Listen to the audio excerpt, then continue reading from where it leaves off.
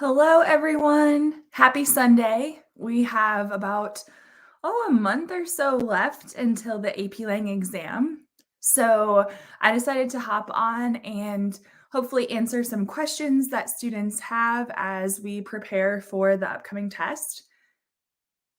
So if we haven't met yet, my name is Coach Hall. I make AP Lang tutorial videos on YouTube and also on TikTok.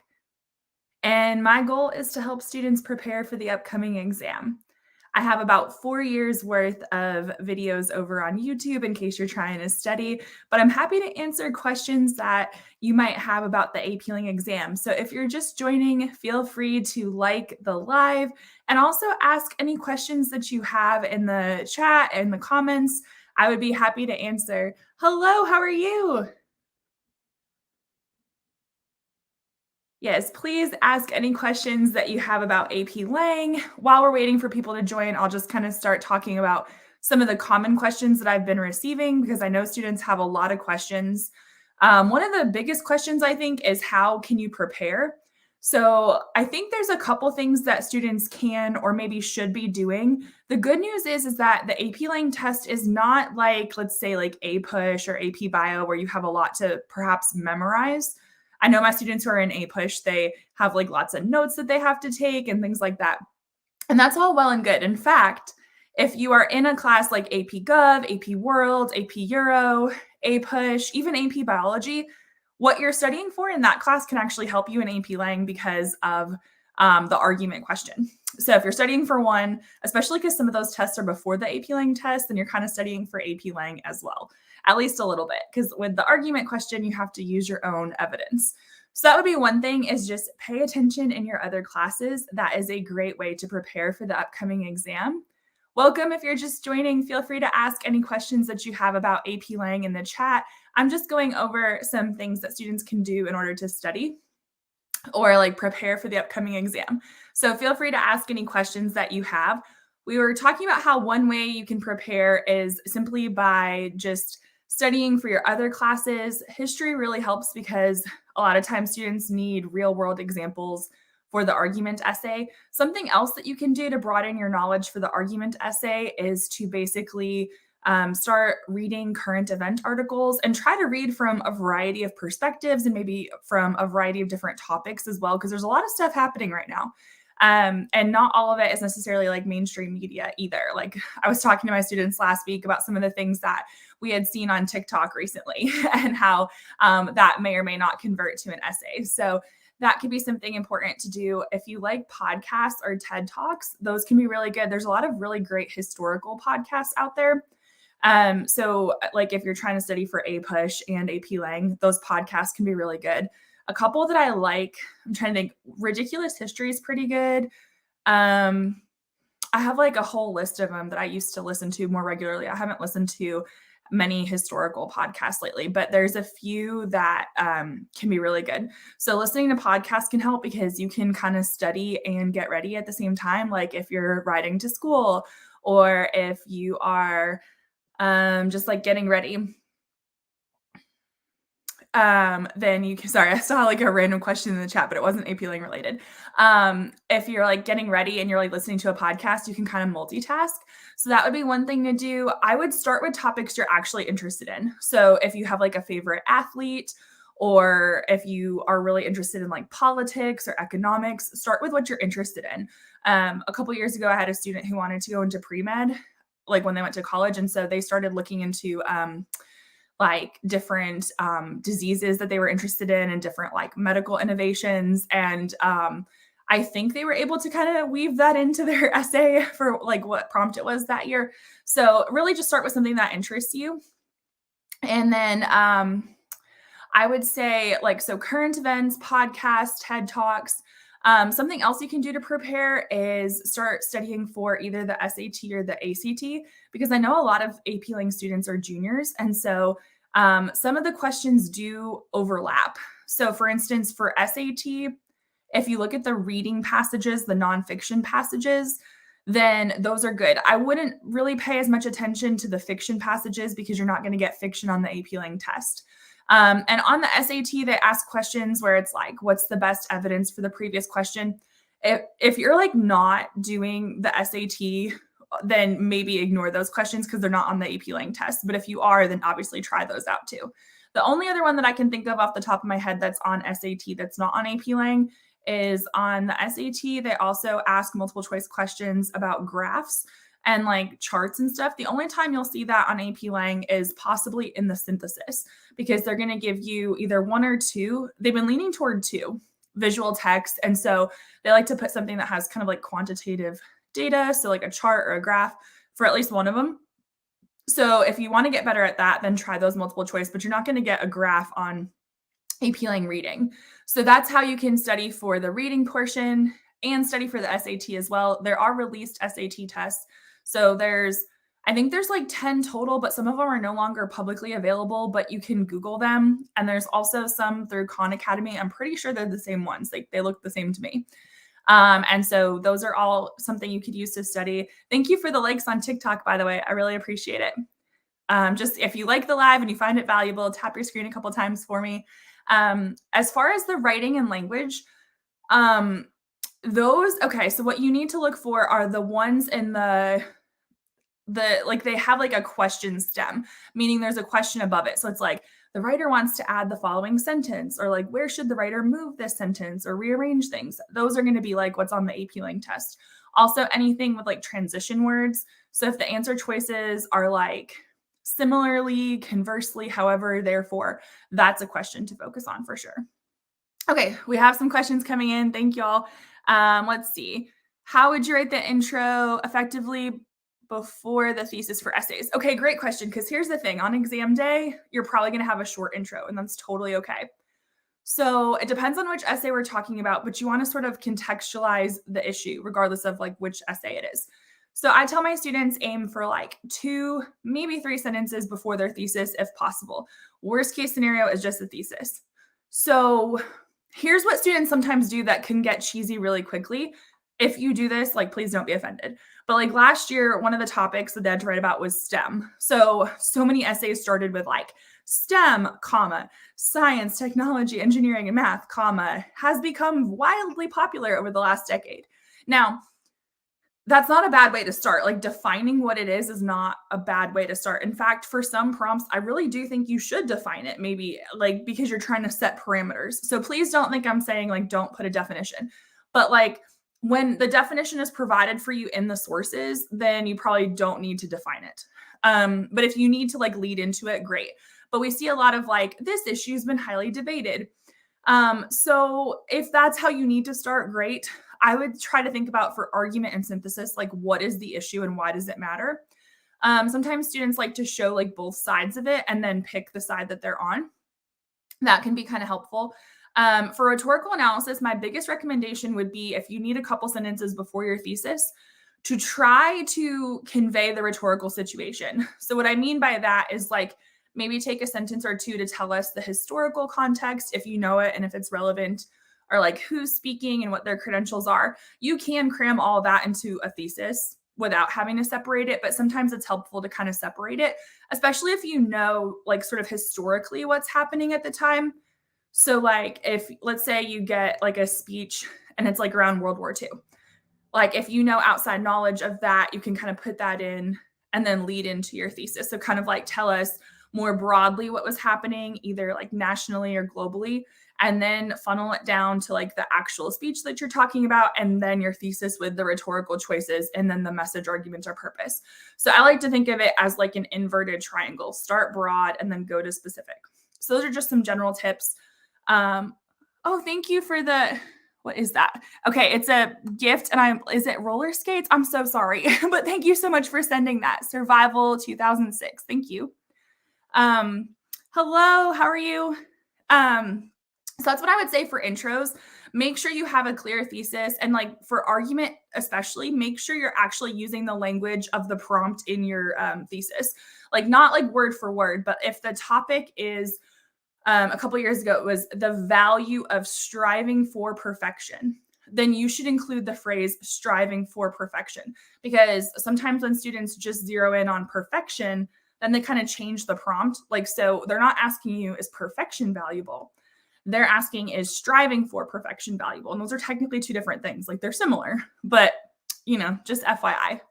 You can use some of the language there. Same for like rhetorical analysis. Like they might tell you what the message, argument, or purpose is. I tell my students to try to like take that and go deeper or like put it in their own words, but like make sure that you're using the info provided. Okay, so we have a question on YouTube, tips for a bad MC score. I got 24 out of 45. Okay, first of all, I know bad is relative, but let me tell you something. 24 out of 45 is on track for a 3 composite if you get 4 out of 6 on your essays. In fact, like you're kind of in the middle of that 3 range with a 24 out of 45. I tell my students to try to aim for at least a 23 out of 45.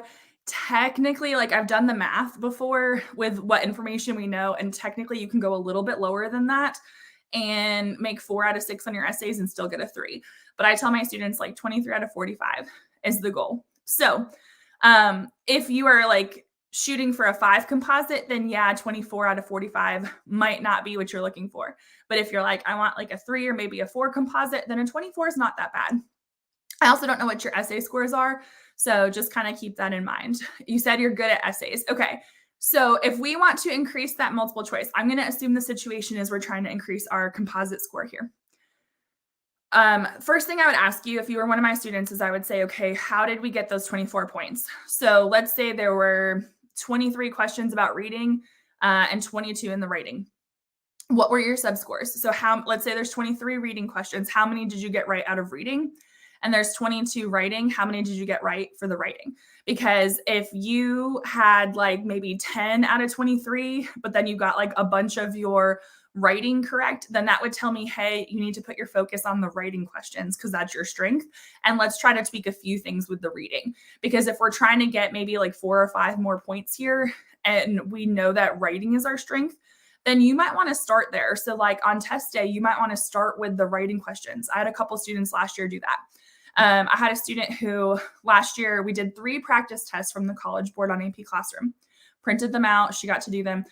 And the first 2, we realized that she was not pacing to finish. She was spending way too long. She would start at question 1. She would get to the writing questions and have like maybe 5 or 10 left.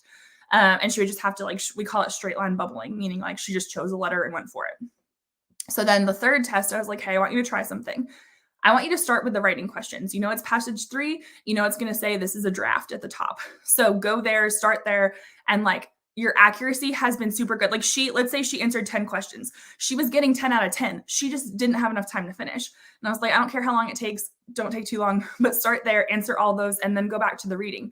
We saw a very strong jump in her score because she was being more strategic. The reading, no matter how long she spent on it, she was like so with it, but the writing she was good at.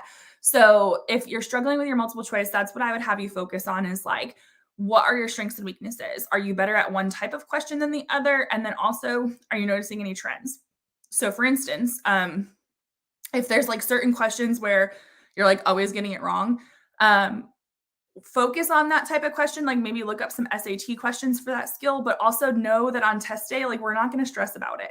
Be strategic. If you're like, yeah, I usually don't get this kind of question right, give it your best guess and move on, especially if pacing is an issue. I am working on a multiple choice video. I hope to have it done either today or tomorrow. Realistically, it's probably going to be on my channel tomorrow because I'm finishing up the slides and I still have to record it and edit it. But I've got some like multiple choice tips. I do have previous videos, but I'm updating it. Also, if you like this kind of information and you're like, hey, I want custom tips for me, like how do I play to my strengths? I do offer tutoring on a platform called OutSchool. So if you're watching on YouTube, there's information in the description. If you're on TikTok, if you hear that, that's my dog shaking her ears. If you're watching on TikTok, you can find the information in my profile. Feel free to reach out if you have questions. Okay, let's see what we got going on TikTok. We got some questions coming in. Okay, so if I missed your question, I apologize. I'm going to try to go back through. I see a question about sophistication. So let's answer that. So is it possible to get the sophistication point because I'm struggling with that when I'm timed? Okay, yes, it's possible, but it's rare. And I say that because depending on the exam and depending on what you were talking about, approximately 5 to 9% of students got the point. So yes, it's possible, but like, should you be focusing on that? Not necessarily. It's so much more important and manageable to be focusing on row B, evidence and commentary. So if you are struggling with, let's say you get like a like a 3 every time out of 4. Focus on what you need to do to get that 4 out of 4. Instead, I feel like that's more manageable than sophistication. Some of the techniques that I give my students to try to help with sophistication, I don't actually give them those techniques because I expect them to earn the sophistication point on the exam, if I'm being honest. I give them that because I want them to be stronger writers. And sometimes when you're working towards sophistication, even if you don't get the point, it can help your commentary.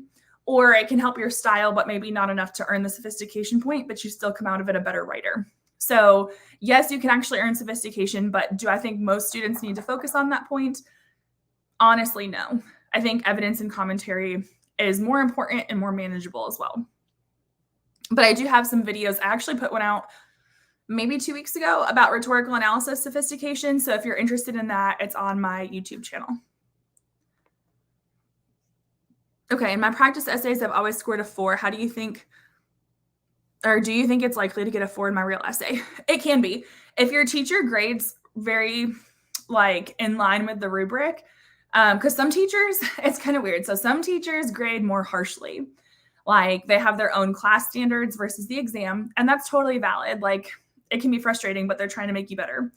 There's teachers, I try really hard to fall in the vein of like I would score it the way I would score it on the exam because I've been an AP reader for the past 2 years, and I've been teaching AP for a long time. So I try to keep it like really like this is what it would get on the exam, but I give half points in my classroom because sometimes I wish there were half points on the real rubric. And then some teachers, maybe for whatever reason, they grade more leniently. I feel like that's less common. So if your teacher's like pretty accurate and you're doing timed essays where you've like never seen the prompt before and you're still getting a 4, I feel like that's pretty accurate. Like honestly, so my students do a mock exam every year. And yeah, there's always like a little bit of a surprise. Like maybe one student will score a point higher than expected or a point lower composite than expected. But usually like the kids who have been super consistent all year, and then I look at the prompts after they're released and I'm like, okay, yep, that's probably what they would have gotten. Usually they're consistent. So if you've been getting 4s, I would say it's reasonable to assume that you could get a 4 out of 6 on your essays on the exam. And then if you're like, oh, I want to aim for a 5, you've got plenty of time to practice for that. But if you're like, well, I just want to make sure I'm getting that 4, and then keep doing what you're doing. And I think you should be okay. But obviously like keep trying to improve as well. Any tips for commentary? Yes. Quick tips for commentary. Remember that it's the why. So use the word because for all essays. Because helps you get to the why. Verbs like highlights, illustrates, demonstrates, conveys, reveals, underscores, which means emphasizes, all of those can like lead into commentary. Now, it kind of depends on which essay we're talking about, but for synthesis and argument, try to think about like why the example or the evidence you're giving matters. So ask yourself like why, how, so what, and really think about like how this matters to society, or like what's the lesson we're supposed to take from this, or like short-term and long-term impact. Rhetorical analysis is kind of separate. For that kind of commentary, really be thinking about like, why did the speaker make this choice for this audience on this occasion? And really think about like how they customized their speech depending on who they were speaking to and what the circumstances were. And also for commentary for rhetorical analysis, really look at the word choice. So if you choose a quote, let's say it's like 7 words long. That might be a little long, but 7 words, okay? Within that quote, focus on like a couple of the words. So you might have the quote, but then let's say they use the word we. Okay, well, why are they using the word we specifically? It's probably to like unite themselves with the audience. Or I'm trying to think of like other ones. Let's say they use the word only. Okay, why only? Or if they use something like darkness or something, I don't know. Then like focus on like why they're using those particular words. That can really help. So yeah, those are some quick tips for commentary. Remember me? I was the one writing the research paper about monopolies. Yes, I remember you. I ended up with 17 pages, including the works cited. That's awesome. That's like college level right there. I'm impressed. Very good. Let's see. I want to make sure I didn't miss any of these questions. What's your best tip for evidence and argument? Choose topics that you know about and you could write about knowledgeably, if that makes sense. because so many times people choose like either personal experience, which I don't have a problem with, but it's like cheesy. So like make sure if you're writing about yourself that it's like a meaningful experience and you could like have some kind of like lesson that you've learned or something that's really helpful. Or if it's like historical examples or like current events, make sure that you can write about it with specifics. So like specific people's names and if applicable dates or time periods. Because there's certain people that, depending on the prompt, we see a lot of students writing about George Washington, Rosa Parks, Martin Luther King. There's nothing wrong with writing about those people. But when you're only giving like superficial information, your evidence doesn't seem as strong. So I would say choose people that you could write about well. And actually, one of the things you can be doing between now and the exam is kind of choosing, like, let's start with like 5 historical figures that you either know well or you want to research between now and the exam. And they can be like super famous or not. But that could help. And then maybe like 5 events or 5 current events or historical events, things like that. So maybe like 5 living people instead of like historical figures that have been dead for a while. And like really make sure you have a database of people and events that you could write about well and like very concretely. And I think that can really help with the specificity of your evidence. Also think about when you're writing your essay, like what order you want to put your evidence in. So like, are you doing 2 examples per paragraph or 1? And then like, what is the order of your main ideas? Because that's going to think about like the line of reasoning. So make sure that you're putting them in a logical order and also transition correctly. So if you're, like highlighting something that's similar, you can say similarly, or if it's contrast, you can say however, or I have a video about this, but you could, it's a sentence frames video.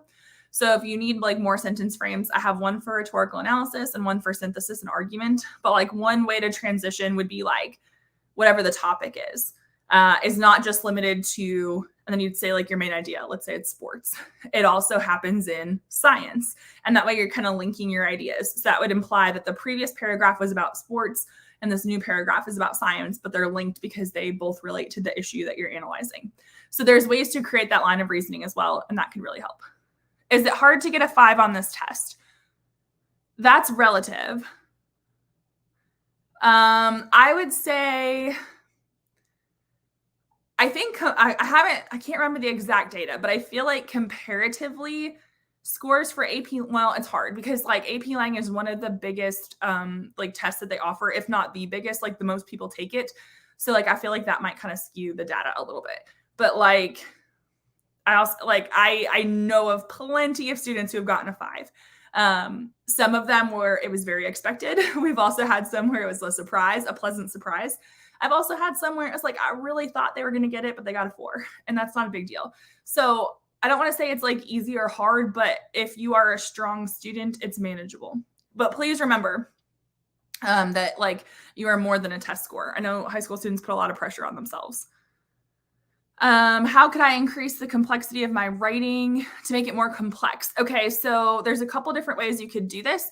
I would say think about like, I guess it depends on which essay we're talking about, but for argument and synthesis, try to have like a more nuanced position. So possibly include an appropriate developed counter argument at the end of your essay and rebuttal. Try not to like think like in absolutes, like, so it's not like always or never, like it's kind of like in these circumstances, it's this, and these, it's that, like setting parameters can help.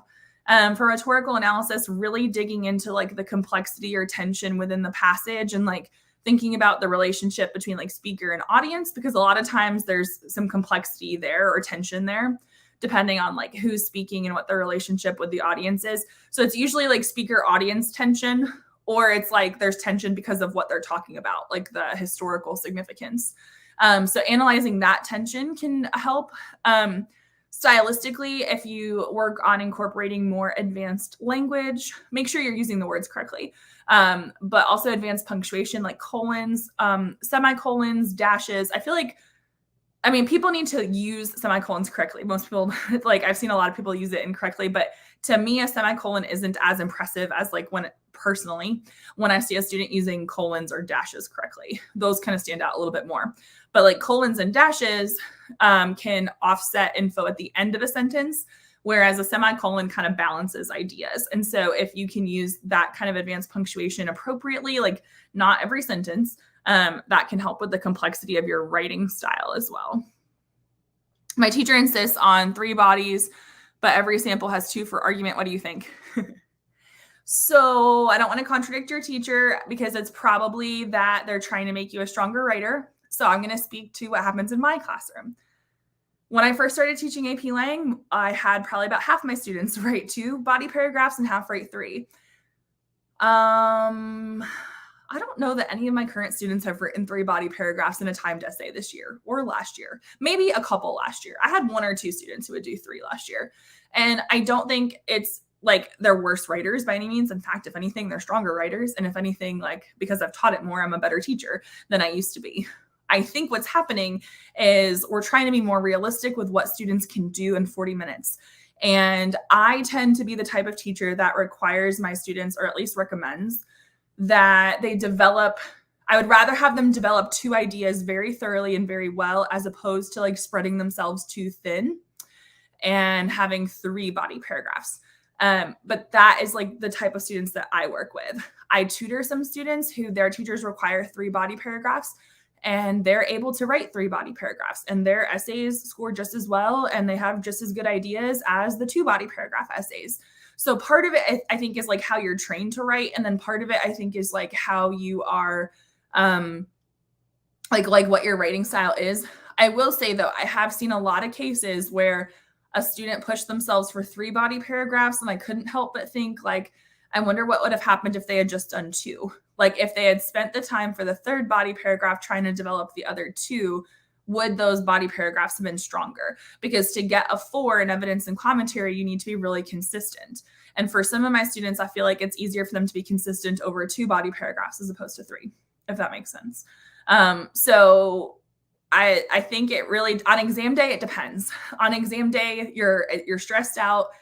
Do what's best for you. If you have time for 2 body paragraphs, do it. If you feel like you can do 3, do 3. But I think what's probably happening is your teacher's probably trying to get you to really expand your thinking and like become a stronger writer. And that's a good thing. But do I think that everybody should write 3 body paragraphs on their AP test? No. More commonly, I feel like I see 2 body paragraphs. I see a lot with 3, and some are very well developed and some are not. So again, like it just kind of depends. I feel like you need to kind of tailor it to like your strengths on that day. Like if the topic lends itself to 3, go for 3. If it lends itself to 2, go to 2. But you as the writer have to make those choices. Just my personal opinion. I want to take AP Lang next year. What do you recommend I do to prepare over the summer? Honestly, like good news, I think, is that you really don't have to do a lot to prepare. I would ideally maybe start preparing for your SAT or ACT if you intend to take that, because that can help you with AP Lang multiple choice. So kind of 2 birds, 1 stone kind of thing. I would say start brushing up on historical events or current events if you want to, just to broaden your knowledge. But a lot of the skills that you need for the class are kind of taught in the class, or maybe in your previous classes. Like for instance, I teach like 10th grade as well. So in 10th grade, I start doing some of like the AP Lang prep. So that way, when my students come into AP Lang, I don't have to like go over as much. Like it's not brand new to them. But I know not everybody has that scenario. So like there isn't a whole lot that you can do or should do to prepare. Honestly, I would tell you to just enjoy your summer if you can, like whether you're working or spending time with family. Like I so appreciate you want to get a head start on it, but like enjoy your summer. And please follow here too. So that way next year, when you're taking AP Lang, you can see these tutorials and you can join these lives. For those who are new, I also have a YouTube channel that I've had for about 4 years. That's kind of where it all started for me. And so I have a bunch of content over there. And I'm also doing stuff on TikTok. So, and I offer tutoring. The information's in my profile if you're curious. But there's plenty for you to study once you're actually in the class. In fact, it'll make so much more sense when you're actually in the class. In what order do you suggest writing the FRQ? Okay, so most students write synthesis first just because it's the most time consuming. I think that's probably why they put it first, but I can't totally confirm that. So I would say most students really need to do synthesis first, because I feel like it's like this mental weight that like when you're done with it, you feel better. And then so that really leaves like, what do you do second? If it were me, because of my strengths as a writer, I would do rhetorical analysis second because I am a better rhetorical analysis writer than an argument writer. And most of my students do rhetorical analysis instead of argument. I would say like 80% of them feel like they're better at rhetorical analysis. That could honestly be because I'm their teacher and like that's just what I think. I don't know. But like, so if they had a different teacher who preferred argument, like maybe they would think of it differently. I don't know. But I have some students who prefer argument and they are like, you know what, I could do a better job with argument, especially if I had a little bit more time. So they put argument second. So they do like synthesis, argument, rhetorical analysis, because they go from like best to worst in theory. So I would say whatever it is, prioritize your stronger essays. I also would encourage you to consider like how much time you need, because a lot of my students for rhetorical analysis feel like they need 45 minutes and not 40. And that's another reason why, like, even though a lot of them think it's their strong essay, they put it second, is because they may or may not be able to like save time on synthesis. So you get a 15-minute reading period and you can start writing during that reading period. So a lot of my students spend like 10 minutes reading and planning for synthesis. And then what they do is they like start writing the essay. They'll spend about 40 minutes on synthesis and they'll kind of have banked 5 minutes from the reading period. And so then they know that they have 45 minutes for rhetorical analysis and about 40 for argument. And like, if things go awry, like let's say they're 5 minutes over for whatever reason, most of my students can write the same quality argument essay in 35 minutes as opposed to 40. Like if I gave them 35 minutes in class instead of 40 and I scored their essay, like they probably would get the same score. So that's kind of how we do it, as like, and what I try to get them to think about is, number one, what are your strongest essays? Like if you were to list them best to worst, what would it be? I still think most people want to do synthesis first. If you're like, no, I don't care, I would do it last, go for it. And then I also think you need to think about like, is 40 minutes enough time? Can you do it in like 5 minutes more and it would actually matter? Or can you do it in 5 minutes fewer and it wouldn't change anything? And then just kind of like create a game plan from there. I do offer like a class where I help students come up with a game plan. So it's on OutSchool. The information's in my profile. If you're new to OutSchool, when you sign up, they give you a credit. And so it basically makes the class either like very, very inexpensive or like cost nothing. So I try to keep my tutoring affordable. So if you're like, oh, I want to have a little bit more help with that, check out the info in my profile. Hopefully that explanation helped. I try not to gatekeep, I guess that's what it would be. I try to answer these questions honestly and tell y'all what I do with my students. Let's see. Someone said I haven't enjoyed my summer for 2 years now because I'm stuck doing college apps. Yeah, that can be really difficult. I try to pivot my content over the summer. So if you're a junior and you're like, okay, I'm done with AP Lang, don't unfollow, please, until like at least you start your senior year, because there's not much AP Lang stuff for me to talk about over the summer. So I start talking about like college application tips instead. Just kind of like pivot my content for a little bit. What should I do if I can't remember evidence for the argument essay on test day? Start by doing like a brain dump. I use the acronym CHORS. Some teachers use ReHugo, some use CHELPS. So CHORS stands for current events. That's the C. The H is history. O is outside knowledge. That's like a catch-all. Like if it doesn't fit under anything else, it goes under O. But usually outside knowledge is like sports, pop culture, things like that. Even like movies and all that. Reading is the R. E is experience, S is science. So basically I have my students, especially if they're stuck, I have them first start with like, what are the reasons? So let's use the prompt, exploring the unknown, the value of exploring the unknown. Let's say you're totally stuck. Before you start planning evidence, ask yourself, okay, why is exploring the unknown valuable? It could lead to innovation. It could lead to progress. It could lead to new discoveries. Okay, we've got 3 reasons right there. I would just jot those on my paper. And then I would ask myself, okay, why is it bad? And usually when I ask my students this, they're like, you could die, which is really dramatic, but it's also true. So it could lead to peer pressure. It could lead to like feelings of failure. It could lead to death. Okay, whatever. Hopefully I don't get flagged on TikTok. So those are your negatives. So the reason why planning the reasons first matters is because then you can kind of like, start to think about your evidence that way. And like the reasons can fall under your commentary. Like you could put those reasons in your thesis, like choose a couple of them. So that's when I would use the CHORES acronym, and I would start to just kind of brain dump. Like, okay, what historical events do I know that deal with exploring the unknown? And I would put everything, try to be as specific as possible though. So like instead of saying World War II, think about like, I don't know, like something specific about that. And like try to make it more narrow. And then what you would do is you would think, okay, like I want to write about this person. Okay, like what reason does it show? And you can kind of plan out your essay that way. Sometimes when you write a couple ideas of examples and then you expand it, like sometimes our best ideas are not our first ideas. So like the more you plan stuff out, like the more it leads you to some good ideas. So that's what I would do. I would also try to prepare in advance, even though you don't know the topic. And I would say like, okay, what are like 5 people who are 5 people I could write about? Current people, historical people, whatever. One of my students told me this really helped her last year because we did this exercise where I had them list out all these, like based on these topics, like who are 5 people you could write about well? What are 5 historical events you could write about well? And she was like, I got to the prompt last year. It was timely decisions. And she was like, I had Hamilton on my list and I knew exactly what I wanted to say. So I knew that was where I was going. So sometimes like kind of like prepping in advance can really help. So hopefully that answers your question. My teacher said to avoid using personal experience. Do you agree? No, I don't. Here's why. Oh, there's a few reasons. I think that people should be allowed to.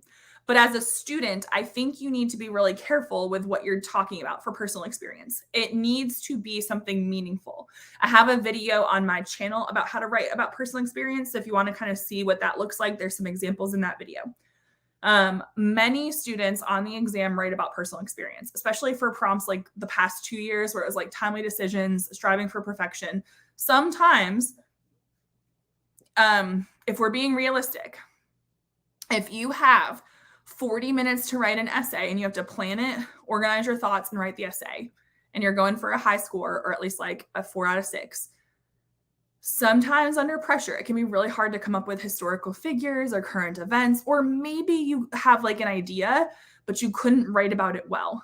So you could write about personal experience though. So I don't think your whole essay should be personal experience. And I think it needs to be a meaningful personal experience. Let me give you an example. Okay. So I read an essay recently for the timely decisions prompt where the students' timely decision was that a cousin fell out of the tree and they had to decide if they were going to call 911 because like you could see the bone coming out of the leg apparently. I think it was completely made up.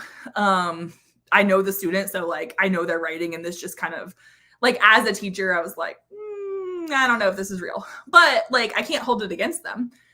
Had the example been stronger, like someone else wrote about personal experience, timely decisions, and it was like a sporting example. How like in the heat of the moment, they had to decide in a game whether they were going to head the ball in the goal or pass it to somebody else and get the assist.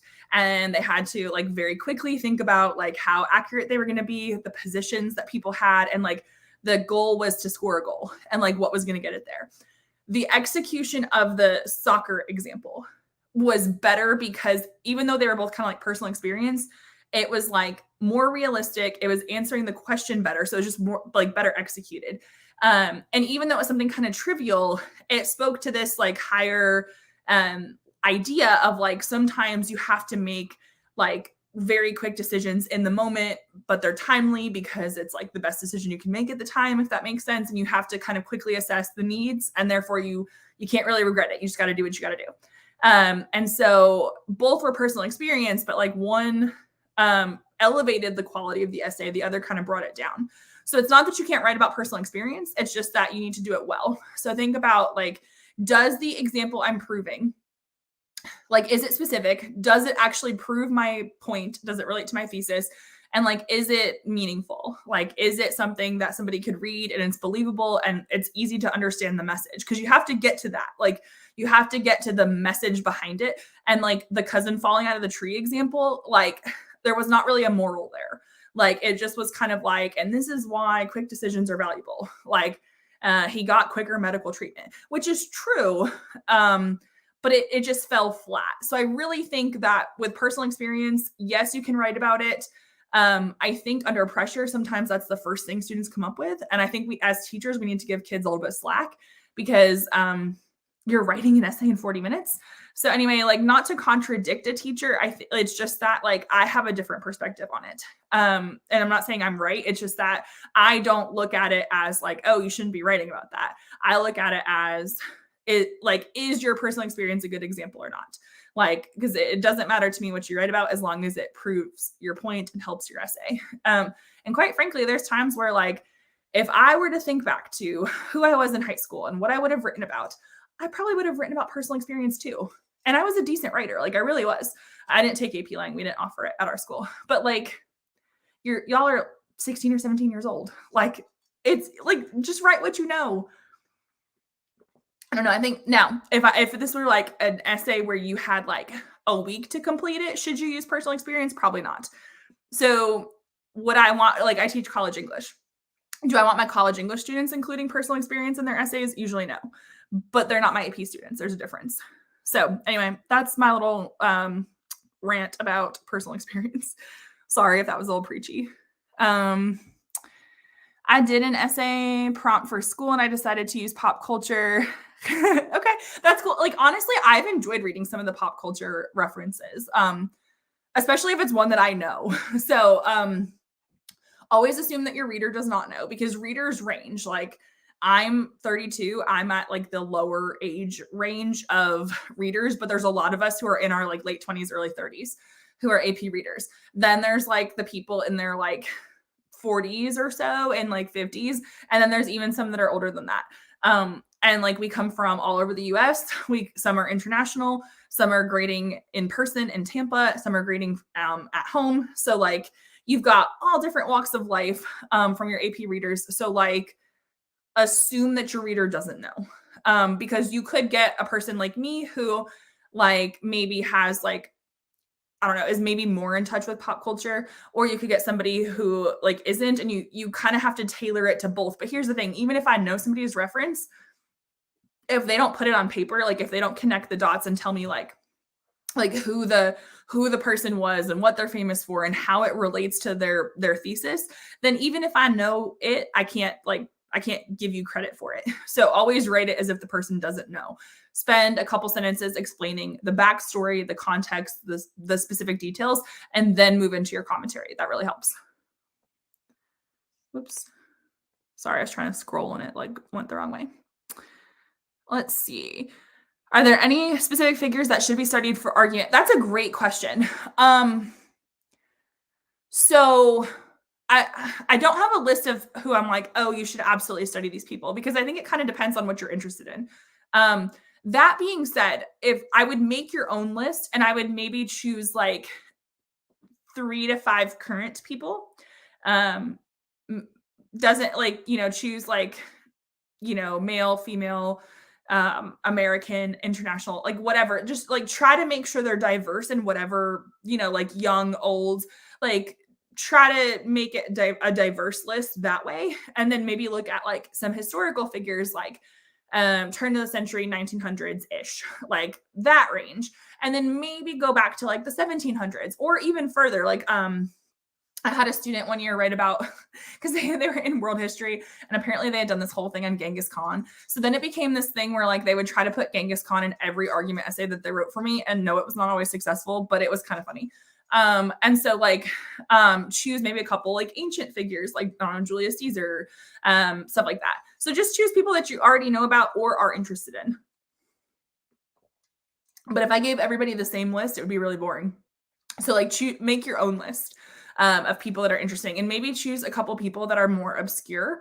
That can really help. If you're interested in sports, choose like some athletes. Like I've seen a lot of essays about like Simone Biles. She's a really fantastic person. If you're looking for like somebody who like, I feel like Simone Biles would be like, depending on the prompt, could be a great example for a lot of different topics. But if you have like more niche knowledge, like if you like, I don't know, like figure skating or even like baseball, and there's like this person that their background, like add them to your list because it could be really interesting. It's usually really interesting when you can tell the person knows about the person or event that they're writing about really well. All right. Any more questions? Y'all have asked some good questions so far. In case you're unaware, I go live each Sunday at, what is it, 3 p.m. Eastern time. I will be going live more frequently as the exam approaches. I don't really have a set schedule yet. But if there's certain like days or times that you'd like me to consider, please let me know. Like the week before the test, I'll probably be live like every night just to kind of answer questions.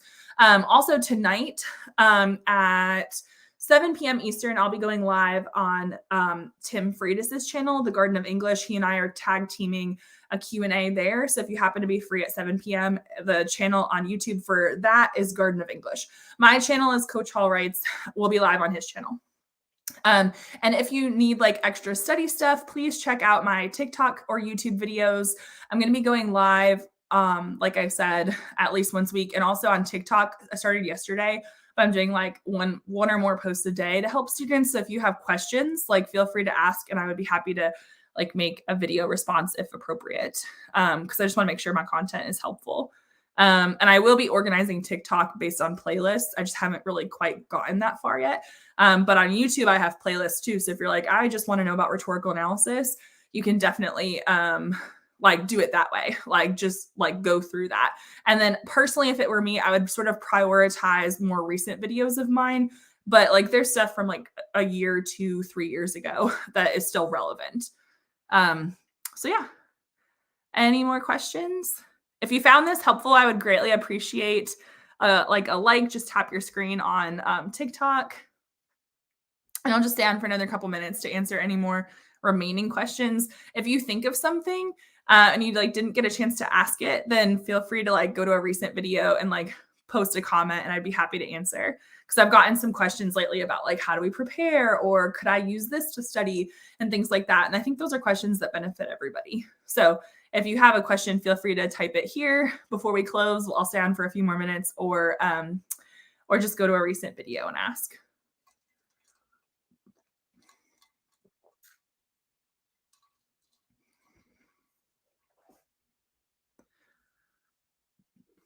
Do you need to be able to get the sophistication point to score a 5? No, you don't. You definitely don't. So like you can get a, well, let me put it to you this way. I'm going to kind of like fudge the numbers a little bit to make it easier. But let's say like last year I had 10 students make a 5, which is like, just go with me on this. 2 of the 10 got the sophistication point. And these are not exact numbers. I'm trying to keep the ratio in proportion. But so basically you could get a 5 without getting the sophistication point on any of your essays. And here's why. It's a range. So I think I have it here. Okay, this might be backwards for y'all. If so, I apologize. But like the numbers here are your composite scores, and then these are like the point values.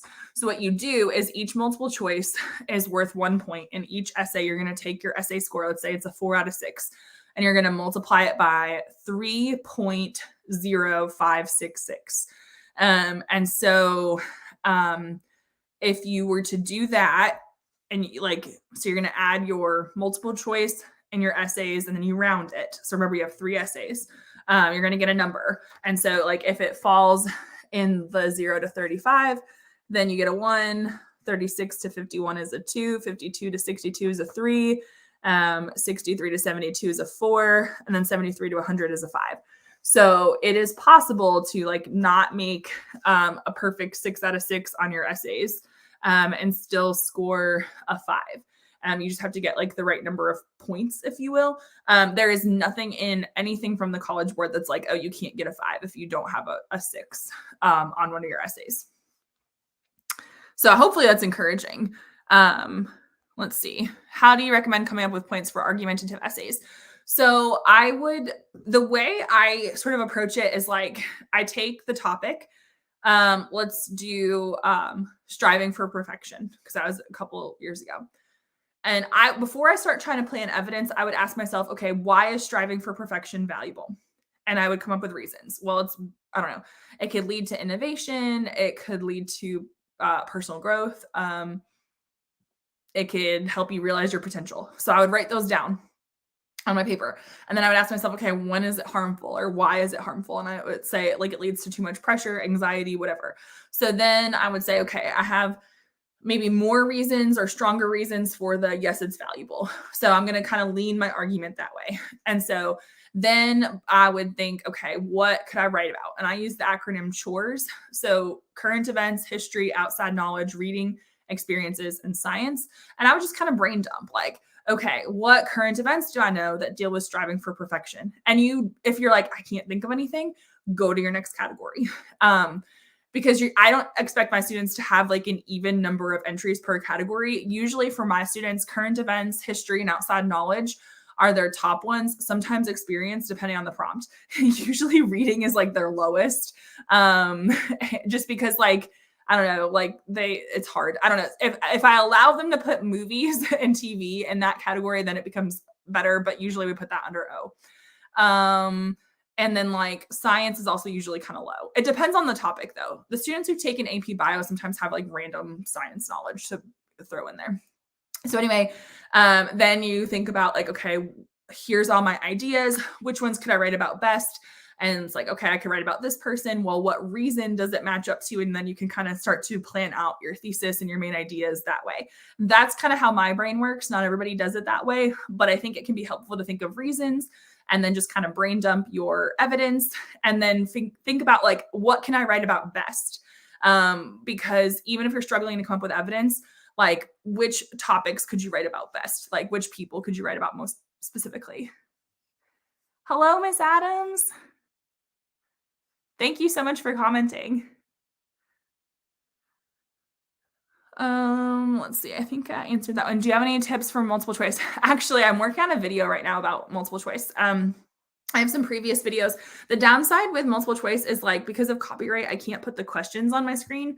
But I have like general tips that I could give people. So I'm working on updating it. I feel like it's the same information, but like different format, if that makes sense. So since you're here, let me give you a couple of quick tips. For reading, read the pre-info, like there's usually a sentence above the passage, read that. Because it may or may not tell you like the historical time period or who the speaker is. And if they tell you that, they want you to know it. Some students like to read the questions first. I would say like, as a high school student, I never did this because I thought I had to start with question 1 and I thought I had to read the passage. And like, I don't know, that's just how we were taught to take tests. And then when I was in grad school, I was like, wait a minute. They don't really care which question I start with. And if I find these passages boring, I should be reading with a purpose. I'm not reading to be entertained. So then I started reading the questions first. And like, while I was usually a decent test taker, it helped my experience. Like I felt less stressed as I was doing it and I felt like more confident in my answers. And so I've had some students do it that way and they really like it. And I've had other students be like, no, I have to do it the other way. So if you've never tried reading the questions first, try that. You're not reading the answer choices. You're just reading the question. And what I have students sometimes do is like, if it says like, what is the main idea of the first paragraph? Let's say that's the first question. I'll have them make a little bracket and put like a 1 next to it because question 1. That way they know the answer to question 1 is there. And that can kind of help. Don't get stuck on words you don't know unless they're like they happen to be the like word and context question. So unless it says like, what is the meaning of the following word in line, whatever, don't stress about it. You can maybe ask yourself if you think it has like a positive or negative connotation, and you can maybe see if there's a context clue. But I feel like honestly, just keep going. Because chances are if there's not a vocab question about it, the word does not matter. So just keep going. And don't let that like throw you off your game. Like it's possible they're going to have a word in there you don't know. It's okay. Let's see. Pay attention to verbs. Sorry, I'm looking off to the side because I have my notes for my slideshow that I'm making for the video. Pay attention to verbs because if you're really lost, that can help. Like if you're like, I don't know what this topic is, pay attention to the verbs because that can help you. Figure out what the topic is, like what are they talking about, and then what's the tone. So the tone is the speaker's attitude toward the subject. So what's the tone? That could help because there's usually a question about tone. And then there isn't really a whole lot of vocab that you need to know. I would say know what the word rhetorical situation means, because sometimes they ask that. Know what exigence is. That's part of the rhetorical situation, but it's like why the person is speaking or writing. It's like the catalyst. Know that underscore means to emphasize, because sometimes they put that as like an answer choice, like underscores the value of blah, blah, blah. It just means emphasizes. It's possible if they're going to ask you about terms, the ones in the course exam description are metaphor, simile, and allusion. I feel like most students know what those are, but like they don't have a whole long list of terms that you need to know, which is helpful. And then they might use like logos, ethos, pathos. They might put it in an adjective form. So they might say logical, ethical, or pathetic is pathos. I've had some students be like, what? Pathetic? Like, are they calling them wimpy? Like, no, pathetic is like pathos. Know the word colloquial, because sometimes they throw that in there. It means like informal speaking or like slang, like it's like a tone word. And then maybe like patronizing, if you're not familiar with that. And another one that I've seen a few times is ingratiating. And I think, hold on, let me look up what it means, because I don't want to tell you the wrong thing. But it doesn't mean it's going to be the answer, but it's like, I've seen it like 3 or 4 times. Let's see. Okay, intended to gain favor. So it's like, intending to gain favor. There isn't really a good synonym that I like, though. So anyway, like knowing some tone words can really help. Also, really quickly, like for the answer choices, use process of elimination. If it's partially correct, but the whole answer isn't right, that's not your right answer. Don't try to like justify it. Like, don't be like, oh, well, maybe I misunderstood the passage. Like, no, if half the answer is wrong, like it's wrong. The answer choices could, like, one distractor is like they give you a correct answer, but it literally doesn't answer the question being asked. So it's like, yeah, it did say this somewhere in the passage, but this is literally not the answer to the question. So for instance, if they say something like, what is the main idea of paragraph 2? And then one of the answer choices is like the main idea, but it's like paragraph 10, not your right answer. But the problem is that like what should be like, let me just throw away this answer choice. It causes students to be like, am I misreading it? Sometimes the answer doesn't answer the question being asked, or sometimes it's kind of vague. And so eliminate those as well. And that'll hopefully help you narrow it down. And then for writing multiple choice, I'm trying to think about like any quick tips.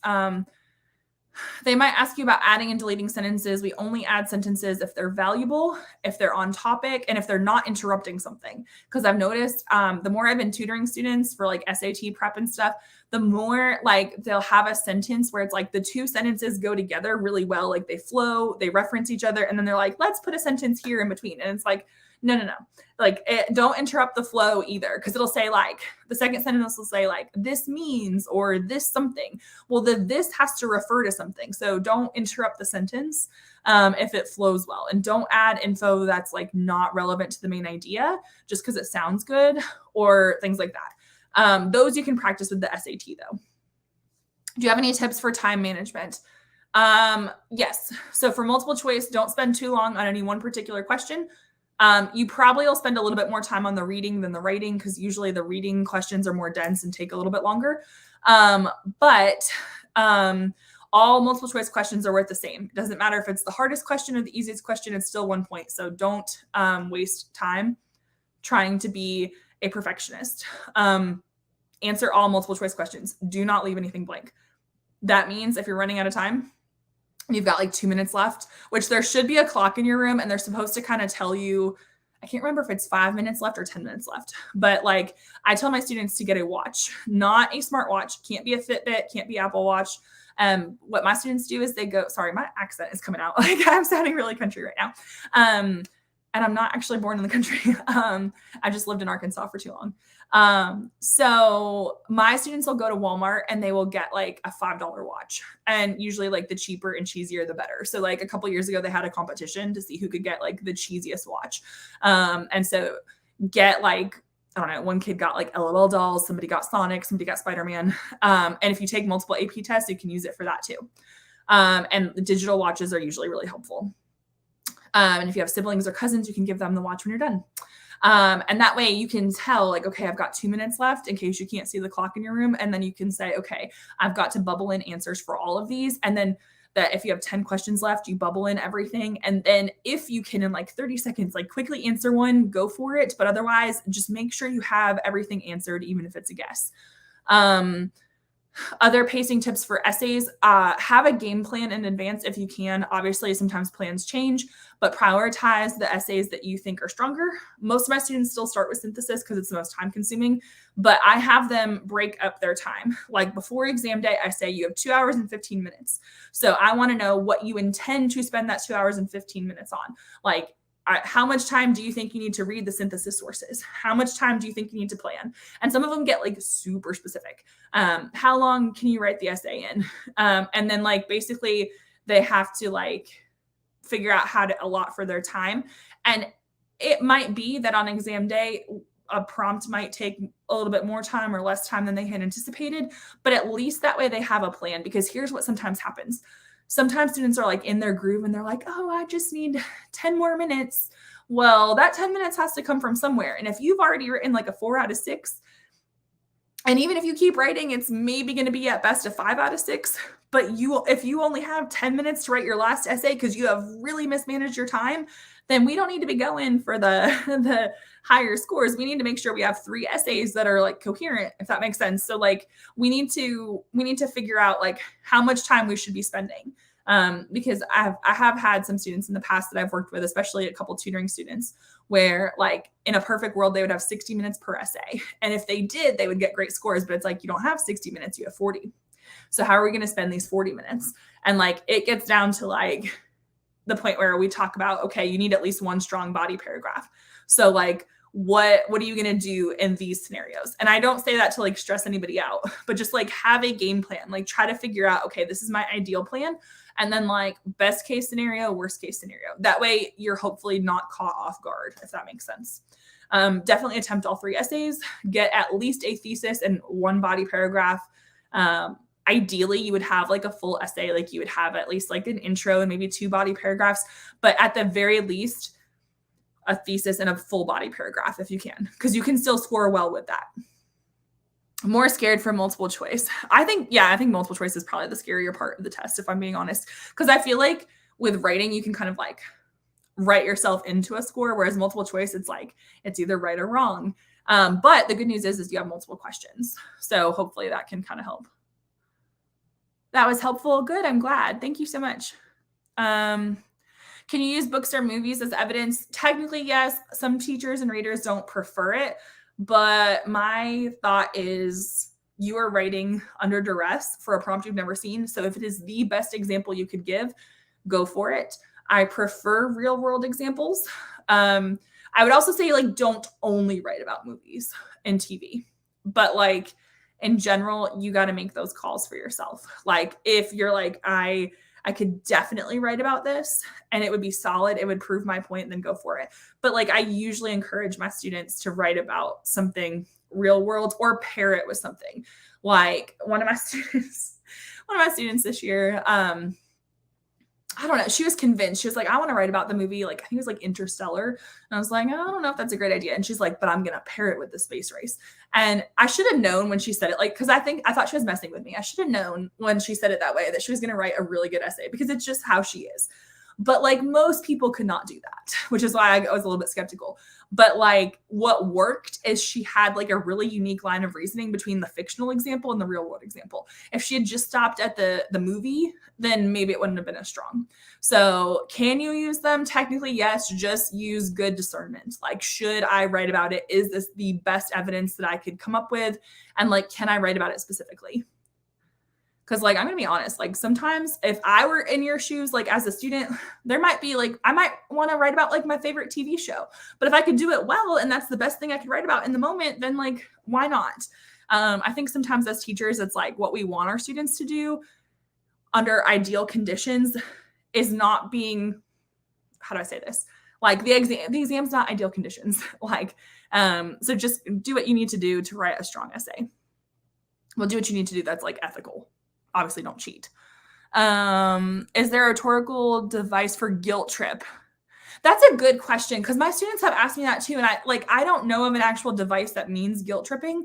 So instead of like, I've had students write it as like they guilt trip the audience, which doesn't always sound as sophisticated, but like, I think you could like phrase it as like appeals to their sense of guilt or evokes a sense of guilt. And I think that would say the same thing, but maybe be a little bit stronger. Appeals to their sympathy. Yeah, that could work too. So instead of saying guilt trip, I would maybe phrase it as like appeals to their sense of guilt or sense of sympathy or sense of pity, or like evokes a sense of guilt or pity, instead of saying guilt trips, because that just sounds like a little bit too casual. But as far as, is there a device for it? There might be. Honestly, I feel like there probably is, but I don't know what it is. And also, you don't need to know a ton of devices for the exam. It usually sounds better if you can write it as a verb anyway. Okay. Any final questions? Feel free to type them in the chat. Thank you all so much. So if you didn't hear my spiel before, I'll stay on for a few more minutes to answer questions if you have them. So if you have a question, feel free to type it in the chat.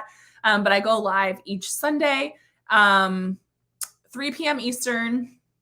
I'll be going live each week until the exam, and I'll be doing lives more frequently as the exam approaches. So if there's like a certain day or time that you want me to consider, let me know. Also, make sure you're following. And if you have friends in AP, please tell them about my channel. So I'm on YouTube, I'm on TikTok, as long as TikTok exists. And so please let them know if you found it valuable. Hopefully they will too. And I'm going to be doing a live Q&A over on YouTube tonight. Not on my channel. It's going to be on Tim Freitas' channel. We're tag teaming it. His channel is The Garden of English. And we'll be answering questions. I think tonight, I want to say we said we were talking about rhetorical analysis. But anyway, we have like some lives planned as well. I didn't get to hear you before. Do you recommend reading the whole passage, then answering the MC? It depends. I would try both approaches. I've had some students that like to read the questions first and then they go read the passage. But then I've had some students like to read the passage and then the questions. If you read the questions first, don't read the answer choices. That'll only confuse you. Literally just read the question. The students that I have that do that are usually students who feel like it helps them focus. Like it helps them read with a purpose. So I don't think there's a one size fits all approach. Hey, Dixie. So I think you should do what works for you, but I would try both methods. Do you know anything about the digital exams in Blue Book? I don't know a ton. I know that you're supposed to be able to navigate between questions, which like when they first did digital exams in 2020, you could not do. And you should be able to annotate a little bit as well. So someone asked me like, do you think the digital exam is going to be like better or worse than the paper? And I think they're working really hard to make them comparable. My students have taken the ACT, which I know is not the same thing, but they took it online. And for the most part, their scores have been the same as paper. So I would just say like, your school hopefully is letting you practice and hopefully they've done like tests on like your school's internet and all that. Make sure that you have what your device charged. And if you're allowed like a computer mouse, that might actually be helpful, and things like that. Like, so make sure that you're prepared as best you can be. But I think the platform is going to be like, hopefully as user-friendly as it can be. That being said, we elected to do paper. Thank you. Can you go over scoring? Like what points do I need to hit to get a 5? Okay, so do you mean a 5 composite? So if you're talking about a 5 composite, you want to be aiming for at least a 4 out of 6 on your essays, hopefully a 5 out of 6, because your multiple choice will kind of help you bring that up. So most of my students who have made a 5 composite have been at least 35 out of 45 multiple choice. Like that's kind of their range. And then they usually are 5 out of 6 on their essays. Obviously things can kind of like fluctuate a little bit. But if you're talking about like how to get a certain score, okay, it's going to be backwards probably on TikTok and I apologize, but basically this is like a tentative breakdown. So it might fluctuate by a point, but a 5, you need 73 to 100 points. So how do you figure that out? Take your multiple choice, multiply it by 1. So it's just, if you get 35, it's 35 points. Take each of your 3 essays and you're going to either do this individually or just add them all up first and then multiply. Should be the same thing. So let's say you make a 5, and a 5, that's 15 points. Multiply it by 3.0566 and then take that number and add it to your multiple choice score that you already came up with, and then round. And then whatever the number is, then you would figure out like which one does it fall under. So in case you want to like see that, I think I have a pinned video on TikTok that breaks that down a little bit. But that's how you can like figure out if you're doing like a mock, like that's kind of how you figure out, are you close to a 5 composite? But as far as like what to do to get there, I would not really too much worry about the sophistication point, but I would be trying to get all your evidence and commentary points for sure. Do you know if I can switch to digital? My AP coordinator changed me to paper. I'm almost afraid it's too late because I think they've already sent out the paper tests. I would talk to your AP coordinator, but because the exam is like 5-ish weeks away, I think they've possibly already sent out paper tests. But it's possible. So definitely double check. But I think that would be like something your AP coordinator would have to like call the college board for it. I'm not exactly sure how that works. I do know that they can order tests though, because we just had a student transfer in, not for AP Lang, but for a different AP class. And we ordered her a test and then she was here a week and then she transferred school somewhere else.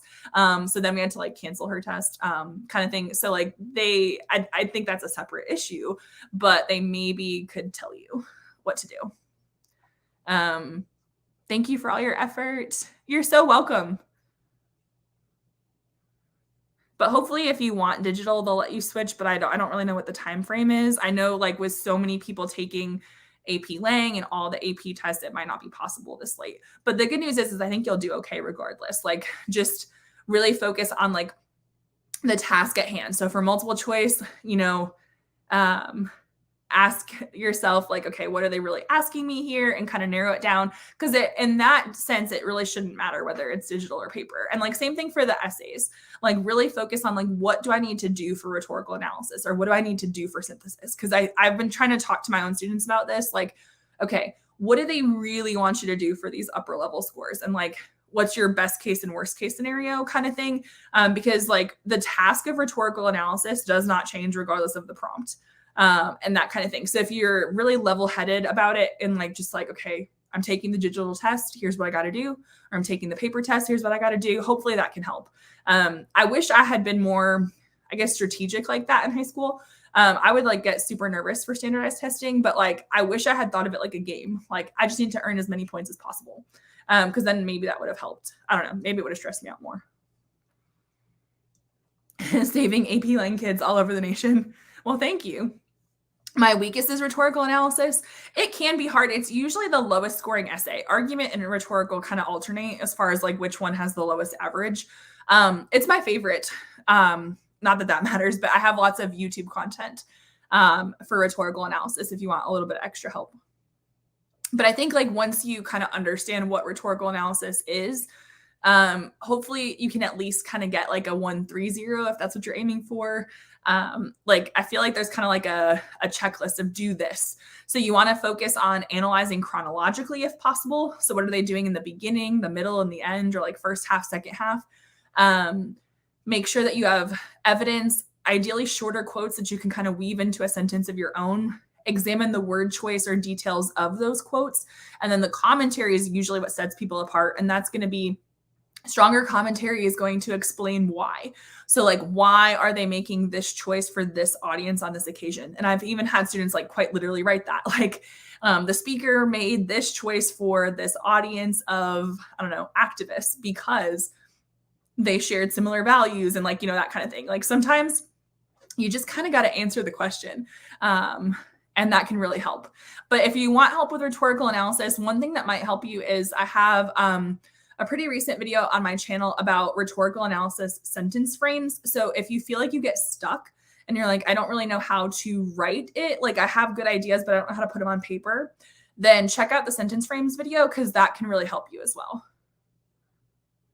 Yeah, someone said, I focus on analyzing the rhetorical situation and usually it works out. Yeah, because that's honestly the thing that a lot of people ignore. Is like the rhetorical situation. So the essays that examine the rhetorical situation tend to score better. Also, something else to consider is like the complexities or tension. So like, is there tension between like speaker and audience? Or is there like outside tension? Like, is it like, is there like, I don't know, like a war going on, or is it like a time of political unrest? Like, where's the tension coming from?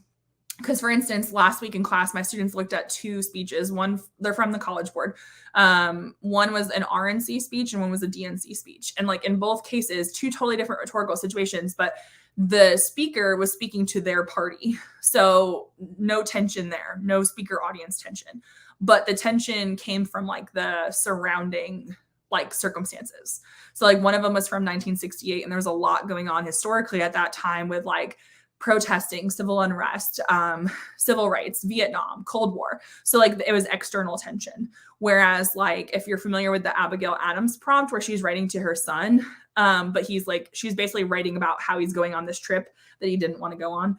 That would be more of, I guess, potentially like speaker audience tension, because she kind of has like this I told you so, but also like do the best you can kind of moment. And there's external tension because he's like the recipient of the letter. John Quincy Adams is literally going on a trip that he like doesn't want to be on. So ask yourself, where is the tension coming from? And that could help your commentary as well. All right, awesome. Thank you all so much for some great questions. I think I'm going to like close the live for now, but if you had a question, like if you're just joining and you wanted to ask something, feel free to go to a recent video of mine, leave your question there, and I would be happy to answer you, maybe do a video reply on TikTok or answer you on YouTube, whichever platform you're on, because I'm on both right now. And also on TikTok, I'll be going live each week, and I will be doing like the month of April and then the first week of May, I'll be doing at least one video a day. So I've kind of got like a boot camp, if you will, a bunch of topics that students need to know. So definitely make sure you're following, and please tell your friends as well. Y'all are so welcome. But if you find this helpful, please tell your friends, because sometimes the algorithm pushes it out to students and sometimes it doesn't. So if you're like, hey, she goes on live or she's been doing these videos that are really helpful, maybe they don't know about it and it would benefit them as well. All right, awesome. Well, thank you all. I hope you have a great week in your classes.